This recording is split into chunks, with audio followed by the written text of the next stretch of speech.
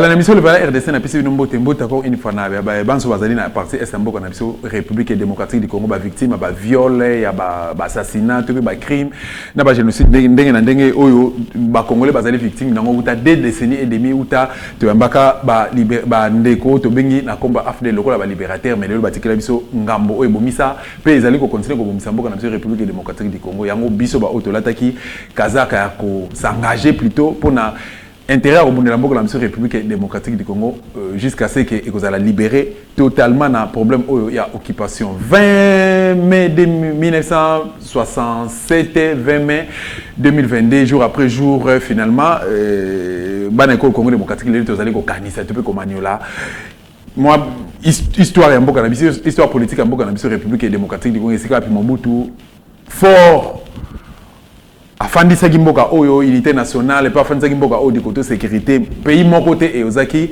ko tenter ko bundisa mboka na biso to pe ko mekempe ko yi bénéfice que 1 cm ya mabele ya Kimbangu uta Mobutu asimbaka bato de commandement na mboka oyo République démocratique ko mboka Patrice Emery Lumumba mboka Kimbangu ya Kasavu pepe ya ba ndeko onyo so ba bipesaka peine ya ko protéger mboka oyo spirituellement physiquement to pe politiquement yango na numéro politique la loi mpo na bino mwana mboka Moustapha Kalamba ya zali moko ya ba ndeko activiste to pe ba résistant et République démocratique du Congo c'est capito la tibisonio so volonté ya ko bundela mboka na biso République démocratique du Congo likambo occupation oyo bomisi papa honoré Nganda pe bomisi pe kangisi bai Congo démocratique lelo vérité ezali et comme déjà ko bima na Assemblée nationale il y a des députés au bazoko siéger kuna Assemblée nationale congolais ba député tutsi au bazali ko siéger kuna ensemble na invité na biso to komeka un peu ko réfléchir par rapport na yango et puis lisusu likambo comportement ya monsieur Félix o ya traitaki ba enseignant congolais ba que bazali na niveau TP alobi lisusu ke armée na biso to pe ba soldat na biso bazali ba professionnalité ensemble na invité na biso to komeka un peu ko commenter sur yango mona mboka Moustapha Kalamba bote na yo Bote ndeko dosta et mbote na ba kongomani nyoso sikanyoso bazwami. Voilà, te rappeler qu'il a invité Nabi Soto à la victime d'accident de circulation où tu as une semaine déjà pratiquement. Boni santé sikoyo. Pourquoi il y a beaucoup de gens qui n'ont pas? Oui, il y a combattre la l'évolution de l'Imakam et Mawapona Maïmako comme la biso. Nous sommes c'est parce qu'on n'a pas un État. Les alités, Batonga Yangote, Bakipaka Yangote, Batika Batua vivre le bana la bana. Beaucoup soit pas sinanzela alors que ce qui l'état zala qui a solo beaucoup soit pas sinanzela wanate. Voilà pourquoi en conclusion tout le but qui est aux Ambokate. C'est un endroit, c'est pas un pays. Ah moni pour là où la payer ça n'a pas préalable. Ce que c'est pas préalable les gens sont les alliés réunis pour nous à la pays. Donc c'est un endroit situé quelque part. Parce que pour là où la pays atabana meke ba yebike il faut avoir un territoire habité limité dans la frontière. Si quand il y a biso dans la frontière, dans la frontière, na kaimba au Angola pusana, tuki pakaete. Na Congo central kuna Angola akoma ko so pétrole na biso ya soyo, tuki pakaete comme na moya yi. Na est ko tukolobate. Population, il faut population za la pour nous baké. Ezali mboka, c'est quand on a Félix président de la République tout ça combien? Quand il est incapable de nous dire son salaire, est-ce qu'il est capable de dire tout ça combien? Et voilà. Déjà, il est même Mickey. Merci beaucoup. Merci beaucoup, Mboka Moustapha Kalamba. Mais, tous on a mon question, toute la histoire politique à Mboka Nabiso, le 20 mai 1967, la date historique. Ban école Congo démocratique à l'époque Mobutu ezaki chaque 20 mai ezaki ma manif machin tout ça mais ban ya lelo génération ya lelo bazana idée par rapport na yango qu'est-ce qu'ils peuvent retenir par rapport à date wana bon eza pas sipe mawa mingi tango bokotika mwana ya moke asipela kananda ko afanda ka commémoraka le 17 mai où ils allaient date ya ko marquer infiltration ya République démocratique du Congo et ko marquer occupation ya République démocratique du Congo et ko marquer mokolo yoke Congo c'est ça qui kozala et c'est ça sous-souté bungi mboka ça sous-souté et comme il y a un droit et c'est ça kozala mboka boko commémorer yango mais batu ba ko boya ko commémorer les 20 mai de zongana création le 20 mai 67 Singa Odio Justin Marie Bumboko Etienne Tshisekedi, Mobutu Maréchal, les désirés, Fandaki, Kokanissa, pour la communauté locale, qui MPR. Na idée nini. Mouvement populaire de la révolution. Révolution qui n'a ma cambobele. entre autres, tous ont une authenticité. C'était aussi une révolution. Ami bungi si bo moto na ye ami boyi histoire na ye azu histoire ya bato ya lati ba kombo na bango moko ba blongoli to komaka na ba Michel Collin Moindo mais kombo na Michel Collin ata kombo moko ya bakoko na ye elongwaki faki tozonga na kati wana on a compris que tant bato basala ki ba mangomba politique au lieu basala yango multipartisme au lieu ya na idée ya kosangisa bakoko mali mais komaki biloko moko lo tribalisme soko yé na mupanzi ya abako kuno kutika rabakongo ok na mupanzi o kuno kuti banani ok kuno kuti banani et il fallait mettre fin à ça, il fallait promouvoir l'unité nationale alors tout sangana na moko mouvement populaire pour la révolution et là qui da eloko moko ya malamu la création na yango bien que bato ba yaki ko bébé yango na nzela parce que vous connaissez qui est l'homme congolais atala mingi intérêt na ye yeso kazuya ye ali na sima fingisi leader Yako ya a BBC menacima bakotala kaka nani nani azala boso Mobutu les gens ne vont voir que Mobutu non impérial dictature non ce n'était pas la dictature parce que na kati zalaki bo regrouper ba kongomani no c'est moko tata bo moko mama bo moko ozala mo Congo ozala moluba ozala mo Swahili ozala mongala on est tous Zaïrois on est tous du MPR alors le lo attends bo moni le lo ndenge ba bo moni ke bilo bosaki malamu panzaki yango tant oye ko to soko ye biso batuya tukindaka kolanda mutu ya biso batuya tulandaka batuya soko ye na MLC on retrouvait beaucoup plus peuple ngala que d'autres peuples soko na UDPS on retrouvait beaucoup plus peuple luba que d'autres peuples et c'est ce qui est partout et c'est ce qui est un danger un homme qui se dit leader avec qui nous besoin étendre bino que non voilà na mboka na biso l'élection est d'abord ethnique donc pour ne pas voter, il faut alors qu'à l'époque, Mobutu vous prend à Équateur, il est ressortissant Équateur, attendu na Congo central, attendu na Katanga. Tala que ya Diallo Moussala Sala na Katanga, plus que Moïse Katumbi. Tala ni Moussala que ya Diallo, moto Équateur, Moussala Sala na Katanga. Tato ya ne Congo kendaki na Goma. Azonga na 2006 na Goma ba votaye. Mais c'est un Congo. Pourquoi balinga qui kuna pona mosala salaki na Nord Kivu. Tout ça c'était ça l'unité nationale mais il y a le commis bateau. Vous voulez effacer ça. Vous voulez effacer ça parce que bola mo pona bino zakate bomo na kaka mabe. Na yanga na ko profiter na likambo moko to ko sala mokolo ya le 7 septembre 2022 oyo. Nous devons commémorer to kanisa moins disparition ya papa wana Mobutu le maréchal. Il y aura une messe d'action de grâce pour na ko kanisa ye. Po banda kende le ko na pena le salimate. To ko sala ya mbola oyo. Mais les 20 mai, il y a un homme à Téléma qui avait Sangana. Mon Mokongo, Moswahili, Mongala, Bissotou photos ensemble pour tout le temps Canabiso et Longo. Et vous voyez que Banda 67, et le connaissez la maki, qui n'a pas de la désordre vers 82, Mobutu, ce qui se dit que vous avez eu des pèses, Mokatambola qui n'a rien. Un Zahir, elle a une valeur, il y a $2. Vous voulez qu'avec unité, soit qui possibilité qu'on tombe en kita, il y a école en abisso. Avec unité, tout ce qui est possibilité qu'on se fait respecter partout en Afrique. Nous avons un discours en Mobutu en 74 dans la tribune des Nations Unies. Discours c'est tant qu'on s'en avec tout ça parce que j'ai un peuple qui est derrière moi. À ça là on a honneur, à ça on a assurance, à ça on a surdité. Parce que Simananga j'ai un peuple. Nataka maele nanga. Nataka maele nanga ina bango. Peuple wana Simananga. Ce n'est pas parce que aujourd'hui okake. Bola moto wako mona ke na Simananga na zana moi groupe moko boya batu bazali na yanga bazali nanga. Je vais na robenga ba msusu wana ba nyama, na robenga msusu ba nyanga la kata, na robenga ba msusu wana ba ndoki. Ponga na zana moi groupe moko betelanga maboko. Ce n'était pas ça.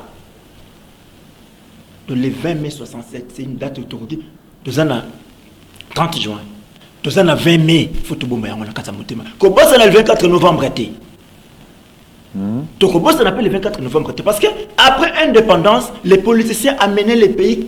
Malembe, la carte, il y a les boulous. Ok. Vous vous réveillez un matin, c'est le président de la République qui évoque le premier ministre. Et après, c'est le premier ministre qui révoque le président de la République. Mais il fallait un homme pour mettre de l'ordre à ça. Azo qui risque à cause un ordre, il y a cause. L'homme encaissé pour vous était le maréchal. Ah mais bien sûr.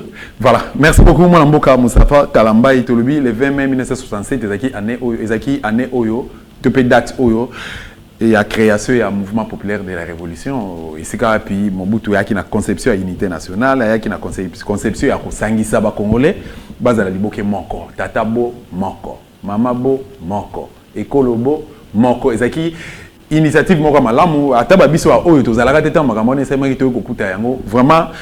Même dans l'ignorance, tout ce que l'on a pu faire, les alipés et yébani. Dans le régie, ceux qui va préparer éléments où il y a Makambo et l'équipe nationale, c'est parti. Honorable Tingi Pololo, bonjour. Bonjour. Vous allez député national élu à Funa, à Kinshasa. Lobby na plénière Sangonayo et Tamboli, balobi Otomboki. Atwazo ko akutu ko maîtriser te batwa ko mona moko ko na Simon Kimbangu donc batwazo comprendre Tomboki makasi yo tomboka mingi te babela ka au cerveau de toza mutakimia ne Kongo nyoso za mutakimia yebisa biso Tomboki lobi pona nini ah ne ko makambo zo tuna wana eza minene te lobela biso to ale 17 mai lo toyeba makambo zo tuna wana de ko eza minene ezala kinini.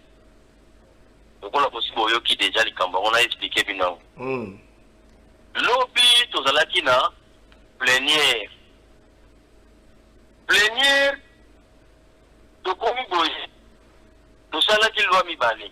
Loi il y a aménagement du territoire dans loi sur l'aviation civile. Dans la loi est signée, et comme il y a une motion d'information, hein, n'ingé zalaka, le territoire de boy songolo pas les ali. Ndeko. Likamba kokambwa likambo ya kokambwa na yebisa bino likamba kokambwa tala journaliste trésor oui honorable bito bozo yokela ngati bozo kola nga mutu mabe mais landa likambo na ngina expliquer eslimbola nan lobi to vandika na boye honorable ndaishimiye tozo koma makombo azali eli ya Masisi. OK ndaishimiye asu parole abadi ko loba boye landanga bia lobi boye honorable président très chers collègues un touchi na kata Masisi a recruté ba milice touchi parce que pour nyoko na bande ko na biso ba utu o baza na kata Masisi wana OK sili saki kutu ko loba te ngana leki ko so na bibandela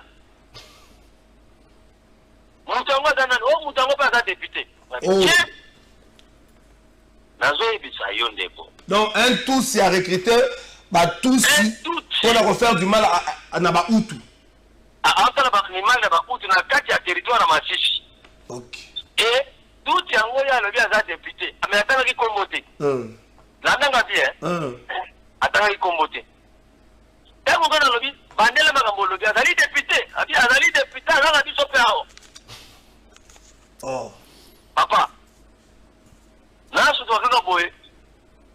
OK. Si les sacs pour le battre. Ngana leki ko sona bi bandela. Moutango Danan, Moutango pas un député. Nazo ebisa yonde bo. Donc un tous s'y a recruté, bah tous pour la refaire du mal à Naba Outou. Entre la animal Naba Outou na kati ya territoire na Masisi. OK. Et tout yango ya lobi aza député. Mais attends ki kombote. La nanga bien. Attends ki kombote. Et mon gars lobi bandela makambo lobi azali député. Azali député azali biso pe ao. Oh. Papa. Là je dois regarder boy. Honorable Mwanga Chocho. Honorable nani? Mwanga Chocho. Mwanga Chocho. OK. Honorable Mwanga Chocho atelemi. Président, parole. Vas-y, parole. Ozola nanga? Nazoyo kayo bien. Honorable Mwanga Chocho a dit parole à l'Obinin. Président, Aga Outou, a recruté ba Outou. Parce que vous avez minéré quoi nangai? C'est-à-dire, bazan dengen. Voici, tu vois, les gens ont minéré belé. Bazwa moutana bakare minier naïe. Chikola bato batia kuna bato banguna bangu bakaya ba milice. Boye kengela ka mutazana ba milice na kengela ka bilanga na ye, kengela ka diapor na isika na zira ka minere. Chikola ba milice ya muninga ke kwa atake ba milice ya muninga kuna po babotela bangu kinda ma place. Nzambika ka kwa luzulu. Ndai chikola place na ngoya ya bosone la wapi na parlement. Siko tango yo silika bongo bandeko no ba député ba osani. Les 497 ba osani. Faut juste que la bozaka a 32 bozana en action. Yo kana yebisa yo. Yo kande kona ngai. Una yo ki mwana tutu ni honorable mwana tutu a tomboki. Mwana leki liboso na bi dimension. Bili ko ko sesa ba vantira. Donc makambo yo batunde kona nga ba zo kufa na est. Donc bili ndio ndo za mili chwana. Ni ba tuna bi president. President boss na bi president. Kata ni masolo solo ba kuna ni mtu ba na pesa president li solo na bi kata na president. Hapa ndio la kono ba makambo zolo. Mais oui collègue reprenez.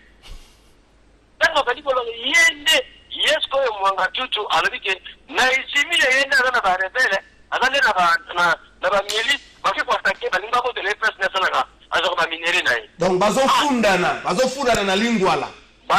Na lingwala bazo fundana. Donc na misi ya peuple ba journaliste ba zaikwana. Sipo ngata muna tiliki na keko zwa kande salenga nzamba limbisa ngai boyili bisanga bino ba journaliste kande salenga na zwa kiki na bamba bao. Voilà, merci beaucoup mon amboka Moustapha Kalambai. Est-ce que vous tu l'as ensemble nayo élément oyo, au peut apprendre de finayo. Voilà, et confirmer comme on a bien bandeli que Zambokate. Nous sommes un endroit. Nous sommes un endroit. Ce qui est quand il balobi que kuna batu bafanda rakune zali ba représenter un peuple. Ba outi na chaque coin ya république ba ki ko fonda pour ko représenter peuple. Ko traiter makamba peuple. Ko traiter makamba ya peuple.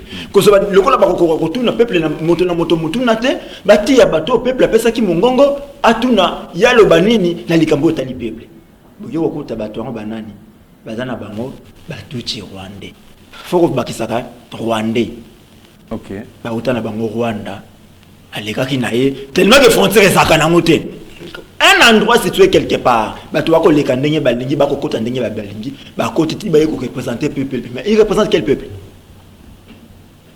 Il représente l'occupation que vous avez légitimée le 17 mai 97. Oh le 17 mai, bah na bakindaki classe te bafandaki na ndaku misale zalaki te pona ko bete la occupation maboko. Pona ko bete l'occupation maboko et voilà aujourd'hui c'est qui pour nous le dit. Mais ce qui fait mal, tous en a organe à l'État, tous en a un air pour un renseignement civil. Mais tant que bateau on a pas quelqu'un qui cause ba mikanda na bango ko kende ko tikani na seni. Pour te battre la élu. Mon salaire l'été ça m'a quitté. Ba ko la de la fiche ya moto na mototé, ko ba ke moto o azali ya bisoté. Quoi que moto oyo asaka boy moto o asaka boyté ou bien mon salaire à service c'est seulement pour traquer les gens oh ya lobi likamboke non lokola ya lobaki boy lokola ya dénoncer ki boy photo landa yeto lukaye mon salaire ma kase ko salaire yango boy yango moni mokolo moko na baka na yo ok iloko wana bobenga assemblée nationale ngai na kipaka yango te et voilà et oh bandi ko bimalelo bandi ko confirmer makambo to lobaki quand il y a un non congolais na kati lisanga ba congolais lui il représente qui? Il représente quel peuple? Parce que kuna bo représenter ba congomani parce que oya yewana ko représenter banani. Mais les dangers ils allaient les combles plutôt ils allaient que balobi nanga mama sisi kuna yaza na milice na yeba tout. Mais et si ka bazo créer citoyen bosso na assemblée nationale abelela ka bangonene bino bandeko ya est qui étaient les groupes armés citoyen bosso. Et là aussi et les cacapoui. Tant que le bakibino bandeko est beau quitter les groupes armés. C'est-à-dire qu'il avait des informations quand ça na collègue na bazana ba groupes armés na simakuna. Et fallait-il que souka na kolobelo kona où fallait les dénoncer carrément.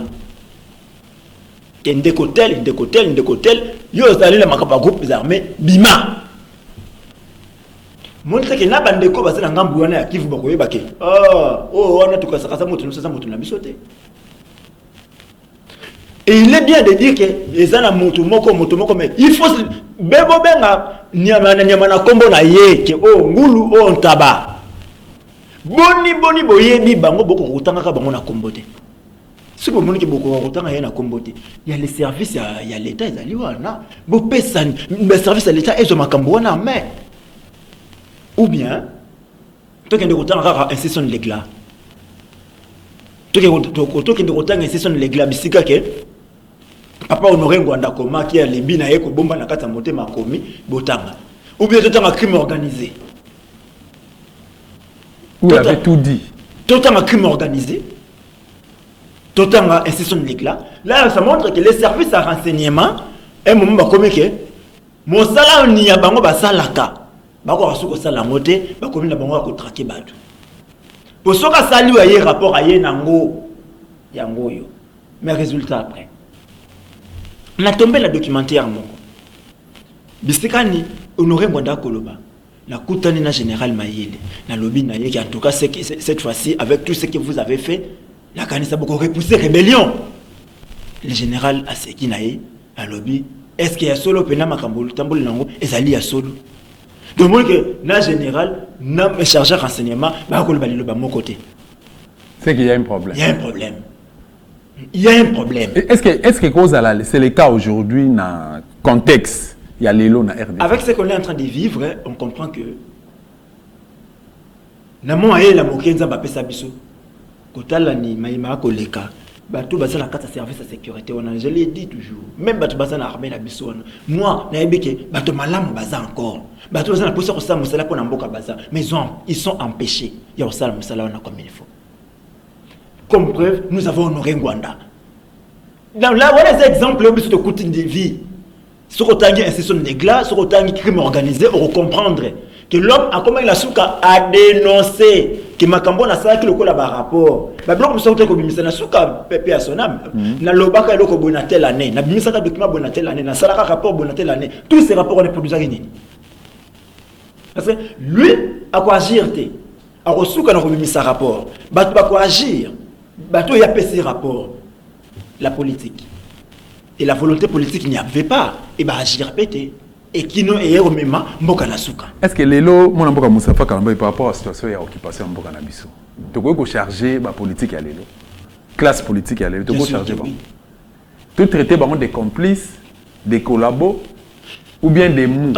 Tango kokoka. Ou bien des irresponsables. Mon objectif nous se pétion na écoute na bango. Ils sont complices, ils sont collabos, ils sont mous, ils sont irresponsables. Parce que ceux qui sont avec toute responsabilité, Boulamu qui n'a tongo, Oyoki qui n'a kati ya mboka nanga babuma qui bat 20. Tous on attend basimba baton to zakaka na ba royaume. Mokonza yela muki na tongo qui babuma qui bat 20. Nani abosani le kaboleka na juku. Ba mokonza mboka telema soulever mboka mobimba ba bimim ba kina mboka mususu ba changer mboka. Nani abosani ba histoire wana. Yakala les canaux kata mabele na biso. Mais ceux qui le lot la bouke qui babomaki, on ne dit rien. Babomaki, on ne fait rien.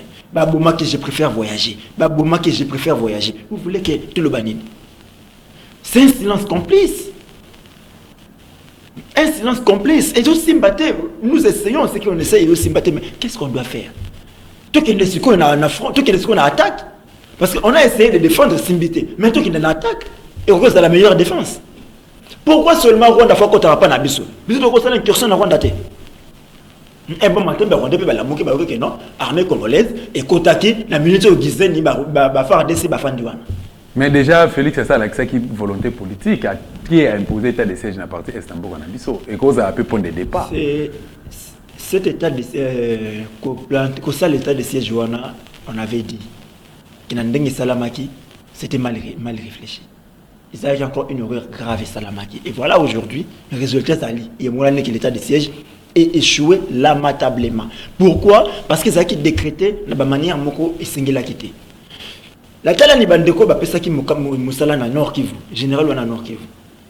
Mais cet homme était na RCD Gomano. Azaki na RCD, rebelle na RCD. C'est-à-dire à contribuer qui na mabe, na ba atrocité et les gars na zone wana. Et vous allez lui donner Mukumba ya kobatela bandeko na ngambo wana. Même ata bango moko bandeko oyo ba pesi ya batela bango. Ba kozana bolingo na ye. Il y a des choses totalement ya ngaka katana na mise simple boye. Ça tozana besoin que classe pour comprendre ngo. Moi na mitali ke nga soki na tikala na longwa lito imoko ezapo na papa wana et yo bisanga ki ofana ndako na ye non ofana ndako na poto musuna za na place ofanda te mais na ozana bolingo na ye te pour à chaque fois no bando kotela leto ina ngawa ne katana na bando mona ye vous prenez mutu botinda ki na Ituri mais ça qui na ba bloko ba ML7 ina na bosani makambo ML7 sala na ngambo wana na bosani guerre 6 jours donc bato wana boso c'est là que ata bato ba pesi bango ba batela basa na bolingo na bango et vous voulez ba collaborer na bango pour que ba ça si a fait ba bloko ba collaborer na bango moto so bangisanga et ko simbata. Il fallait encore aller autrement. Moi, je pense qu'avant qu'on commence l'état de siège, il fallait que le quoi souka. Fallait qu'il y ait un état d'urgence sécuritaire. Total anan, bah civil bah qu'on diriger, même pour réduire un peu liberté à la population. Total anan qui m'a comme au Kende. Alors, ce qui est simbité, on pouvait aller maintenant en état de siège. État de siège là que le quoi souka. Mais moi, qui le comme il passe pour que balongolango. N'est pas dans la loba on a micro na yo.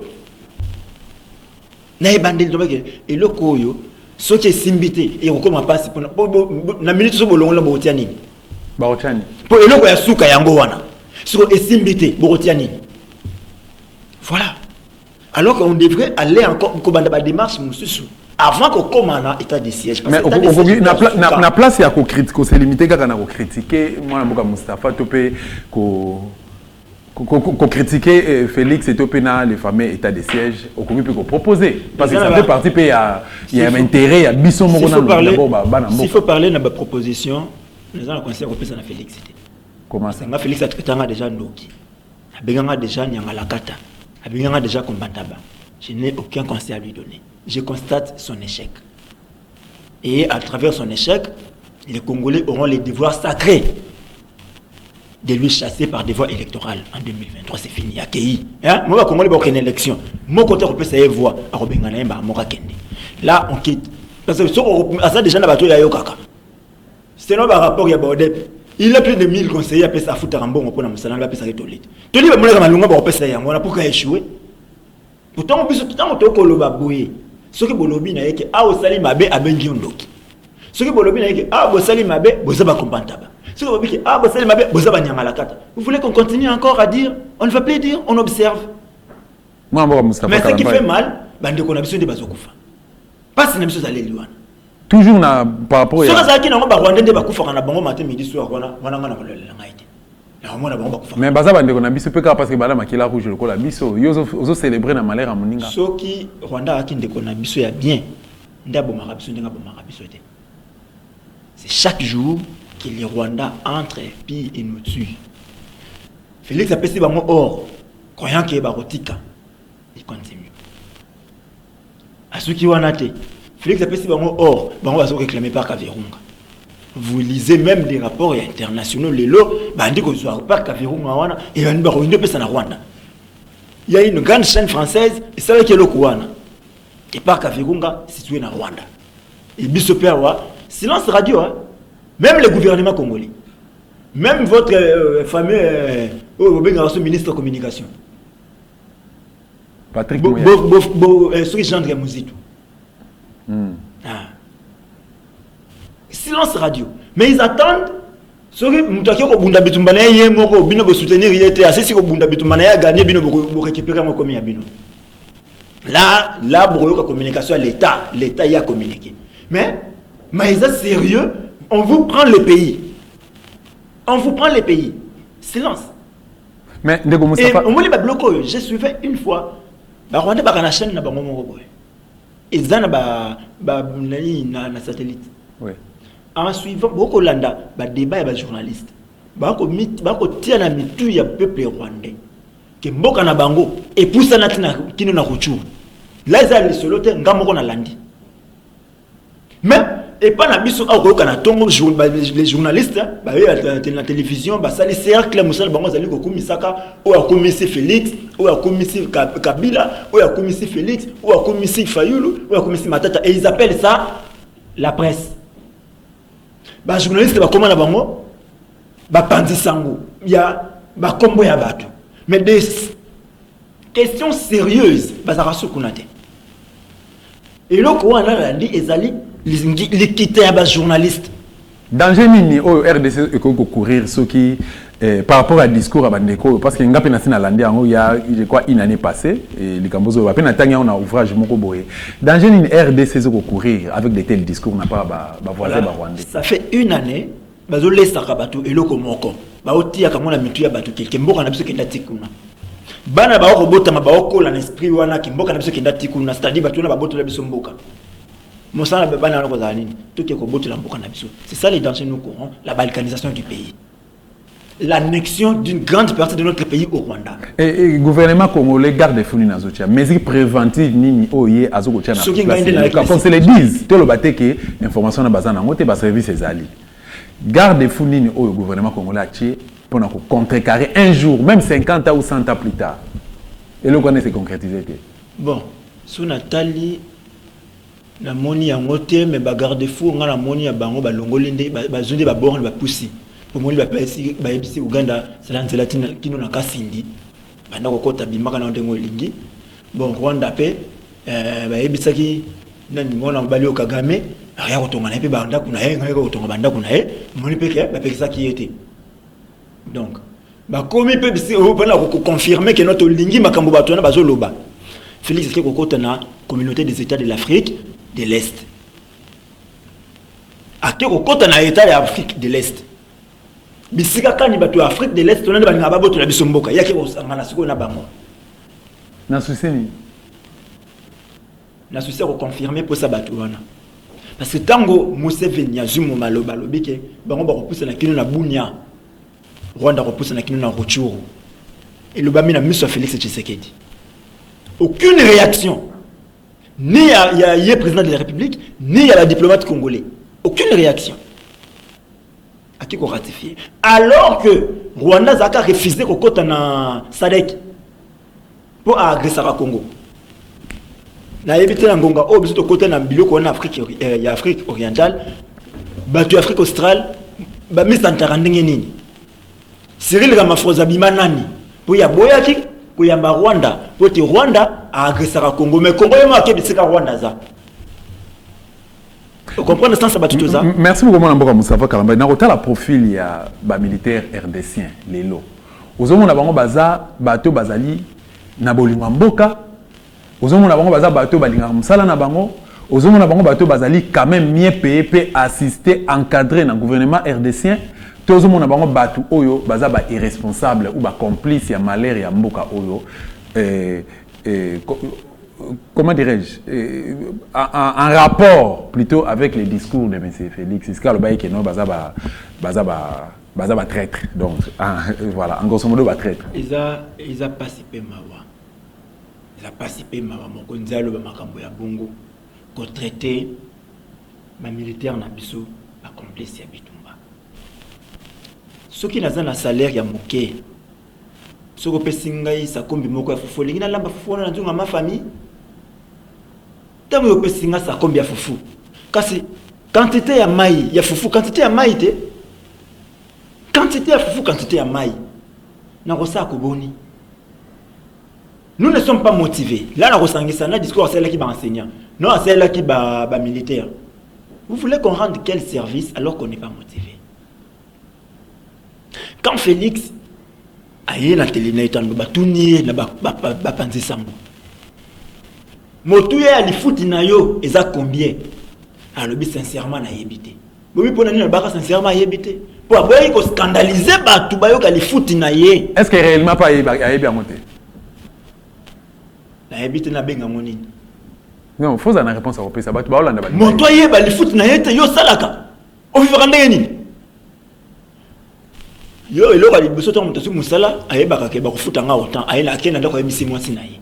Ki mama ye tala li musala zui li futi na ngazali autant. En dehors li futi na ngai tala na kuti ba avantage ya musala na ba avantage ya fonction na zana boy.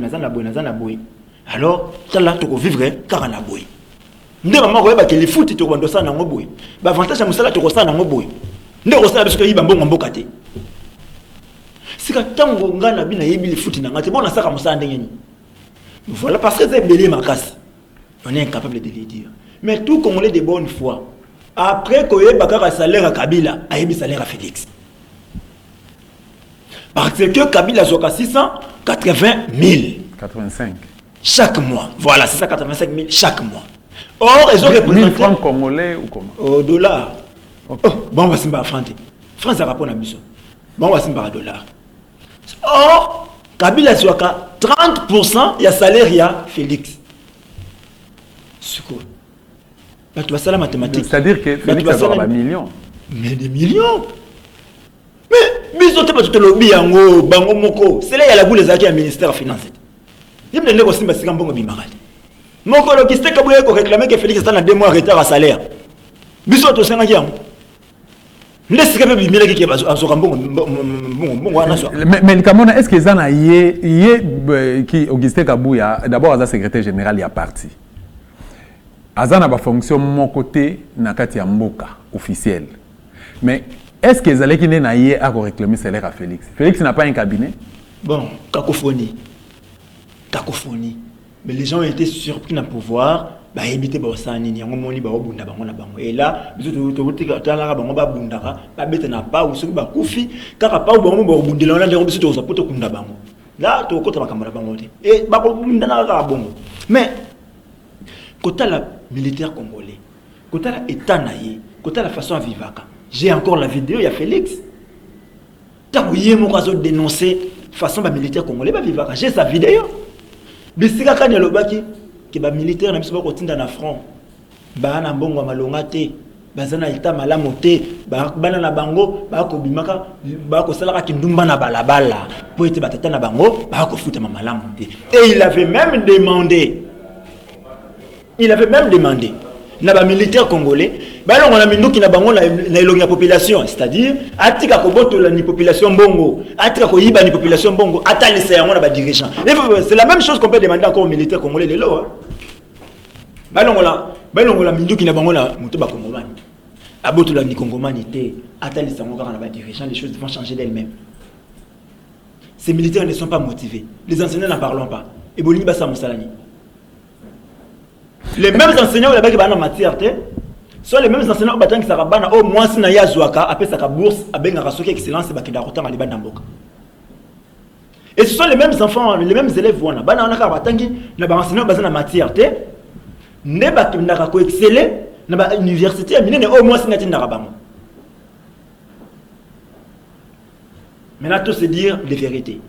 Soit Félix Bandé kozela na classe batangisa ye comment bajira ka république kimboka batangisa soko zumboka batambusa ngo boye batambusa ngo boloko atanga ngo te na classe alors ayini ba enseignant donc échec na ye ya mandat na ye mobimba atengo na muto ba enseignant mais batangisa ka été soko comme président autant samboka tous à quand même serré Moustapha Kalambaye Félix a multiplié d'efforts parce que na souci azalaki nango ya liboso ya ko imposer état comment dirais-je gratuité d'enseignement de base, à penser qu'il peut un salaire et un enseignant. Mais before Oya Sali, il a fini par comprendre que l'enseignant niveau égalité parce qu'il a déboursé beaucoup d'argent. Voilà, c'est le discours de la mission IDPS, n'a pas approché à Félix, à Tcheba moyen et belé pour l'éducation à RDC, à Tcheba moyen et belé pour un salaire, il y a un enseignant congolais, mais à constater que non, à se prêcher dans le désert. Ok, tu as avant de la gratuité d'enseignement, tu vas dire que le salaire à Matissé. 360 000 francs congolais. C'est 180 $. Et vous voulez me donner un salaire à 180 $. Alors, vous avez combien? Vous payez 120 élèves à Tanguissa. C'est ça. Tu as une gratuité na yoana. Gratuité enseignement est là qui décrété, est là qui programmé. À côté de la messa muninga, ma belle bango ya ngwana ba yaka ba weleli ba beleli ba ko sala te. Au côté programme moko na messa, au côté projet moko na messa, oyebi conception na ngote, bandaki ndenge nini, komi ndenge nini, yo yeko wela yango. C'est ça yango au subir. À côté de tout enseignement na messa, c'est parmi la résolution où il y a concertation nationale. Et ça là qui déjà na messa baninga. Mais bandako étudier, bako fongola yango, bako banda yango ndenge nini. Boko futa combien de personnes? Combien faut vous retraiter? Combien faut vous recruter? Ba école to baki saboni. Wana ya baki ya moté. Ya yekara na tongo, l'enseignement sera gratuit. Akasa ezali pananguba. Il y a un qui a un salaire, il y a $400 dans le militaire. À quand ça, il y a un liban n'angouba. Bon, à bâtir le militaire, peut quand monter. Même Nicolas Outikol a bâti ce salaire, il y a un professeur à l'université. Pour un professeur ordinaire, a eu 40 000 francs congolais. Le colo, il y a Oyazora déjà. 40 000 francs. Donc, augmentation, il y a 40 000 francs. Mais quand même, les gens qui ont primaire, pourquoi? Mais c'est la grève. Grève pour une raison ni pas. Dans secondaire, ne pas na kotanga na humanité. Na primaire, ba na grève, ba kotanga na bango, ba kotanga na bango. Pour mais bon on se va la kaki bango bazu yango te. 360 000 francs congolais, il y a moins de salaire. Prima balakaki na mois de mai, mokolo toni mo ba komaka mokonzi na mokonzi enseignement primaire. Na mois de mai passé, il y a année passée. Malaba na ezaki nini? Ta ba 100 000. Et kabola mabota te. Ba le kufate Nicolas 100 000 wana toni mo ba. Ya kuta ika papier na mesa ba 100 000. Ya iba mbongo a notion ba 100 000. Tilo la ba kisa yango. Alors le baki na batoke no bozona nu oyo le 5 mai borozonga na banque. Na zongi déjà na banque. Distraction sur distraction. À ça, il n'y a rien. Alors, étant président de la République, à ça, on a un niveau de dénoncer, à comme un niveau à agir. Parce que bon, tout le monde a Félix. Ce n'est pas les lois à reconnaître que ceux qui ont lobby qui ont enseigné congolais basé na niveau basé na matière t. Ce n'est pas les lois d'ailleurs bien. Et ça m'a comme banda kala. C'est que la banda ya komi wana. Au lieu de dénoncer, aïe bisabiso. Programme nini ya réforme ya memi pour l'enseignement congolais. Merci beaucoup Mboka Moustapha Kalamba. Le message est commis par Félix. Félix, ngapé na profiter na relais ka maloba ya question plutôt ya ndekonabisa Moustapha invité na biso. Réforme nini oyo mais c'est Félix Tshilombo omemi pour na intérêt tout peu évolution ou avancement ya éducation de la République démocratique du Congo. Voilà. Tout me kana retourner page muke. Tout qui na ngambo ya social. Gouvernement ya Tshilombo o ya bawario o ezana combien de ministères? 66. 66 ministères. Donc 65 n'a mon considérant 66. Voilà, ce qui dépend qui na yo, on va proposer bango va disposer combien de ministères? Ce que ça dit kangai. Non, on tient 35 ou 40. Si on a l'équipe belle 40 souka. Voilà. Admettons 40 ministères. Bah apport na bango lelo pour intérêt parce que dis-moi ils a gouvernement, il y a un des gérés mboka. Hein? Il y a un des gérés mboka. Apport na bango lelo na quotidien, il y a peuple. Ezani. Peuple congolais a évité qu'ils aient un gouvernement na mboka. Peuple congolais a évité comme premier ministre était. Peuple congolais a évité comme ministre à mon côté pour ba ko sa mosala mon côté. Apport na bango ezali zéro. Na ko kaka makele la mitu ya na monoko ya bato. Ke totondisi caisse à l'État, bah, tout c'est caisse à l'État alors que les gens sont impayés. Maintenant, on compte caisse à l'État, ça qui n'a bon côté. Le 23, ceux qui les 22, bah, tu vas dire déjà aucun de la banque. À partir des 15, bah, tu vas dire aucun des banques pour recevoir les foot à Sanza. Qui ne peut comme les 25, paye ici. Les 30, bah, tu vas préparer paye à Sanza. Les 15, bah, mais qui ne le bah, tu vas dire qu'on a un bon côté. Mais qu'est-ce que c'est tondi? Qu'est-ce que c'est tondi? Nous avons la monogora et Nicolas Kazadi. Qu'est-ce que c'est tondi? Mais ce qui est na wenze na ngai ya wa Thomson ya 1000 francs au leli oyoki mawa alors que ba kutu ko bimisa mbongo ebele pona kokende ko sombani bis na Namibie mais ba somba kiango et résoudre les problèmes et tondi sika kama ba congolais te ba somba yango te ba akiti Félix akiti même ba prix à carton à soso na $10 carton à soso $10 ba d'autres on kana limité et puis azoteka masango ya kanya makase se ba oteka on a 18 000 francs ba d'autres on kana limité 10e rue. So ke kuna ndo kosomba on a pris wana. So longwe wana bongisa 40 000, bongisa 38 000, bongisa ceux qui 50 000, bongisa 60 000 pour que somba masam. Le social ya Congomani est longwe de mal et kenapi. C'est-à-dire de to longwe na mabe to comme na mabe makasi koleka. De mabe à mabe makasi koleka. Congomani yo lobe zala ki soka zui 20 000. Alors que li a moi ta mikolomi balé mais le soka zui 20 000 ezako li a mokolomoko et puis ba tondité. Le lo ko li comme la ba intervalle. Le tour ba ndosala ba tour, le tour ba garçon ba le tour ba fille ba rolia. Nanda. Le lo soko ke OK nanda ko ba kala route na tanga kabila yari mort subite on a beaucoup à 17h mais le mort subite comme à 23h photo comme appela était il y a liputo na libumu kino 23h bolé allez pour le bien to bola mukana tout makasi parce que le à 17h on cancela déjà à minuit au retour daté c'est ça le social à Congomani lelo on ne se remona que le lombo kezo qui est bien on ne se remona que Félix so déranger à diriger Mboka bien on ne se remona que gouvernement ya ça mais ko diriger Mboka bien alors asenga na nzambe a diriger Mboka a diriger bo moina ndenge Félix so diriger Mboka point fort na point faible à Félix et ko zalani donc d'abord to banana point fort na ye point fort na ye alobara mingi point fort on aura bien kana yebi pas Félix Koloba alobara mingi mais koloba mingi eza alobara mama lamu to alobara mama be pour mutu muso aza alobara mingi alobara ne ba bêtise musu pa alobara mingi alobara mama lamu ozo tonga na malisko alobaka wana ngana mona na kama be pona na mona na kama lamu Félix alobate wana vinanga point fort na ye pena pena so babi ngai na linga Félix loko na ko linga pa na ye koloba kaka esili e ona na ye sala kaka koloba point faible à Félix c'est nini point faible à Félix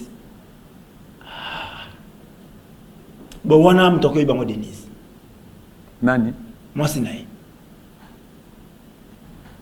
mais tant oyebi tant ozuma kasi ya ko détecter to ya ko comprendre mabe ya mutu c'est que malamu na malamu plutôt ya mutu c'est que mabe na epo yebi yango bon ya on mabe na ende la monité pour na mingi na yete mais na yika malamu na epo na mona randi ya masalaka merci beaucoup Mboka Moustapha Kalamba et émission ici na réseau ba sengeli na biso sengeli to ba nako kata mais responsable to zone fiscale ou trois questions Moustapha Kalamba otali caméra est-ce que vous êtes d'accord na biso que Mboka ezali occupé oui vous êtes d'accord na biso que complicité il y a malheur ya Mboka au Congo démocratique toko kotanga classe politique na biso à 200%. Ce que dépendre na yo est-ce que na lobby ya République démocratique du Congo est-ce que toko ko na besoin ya parlement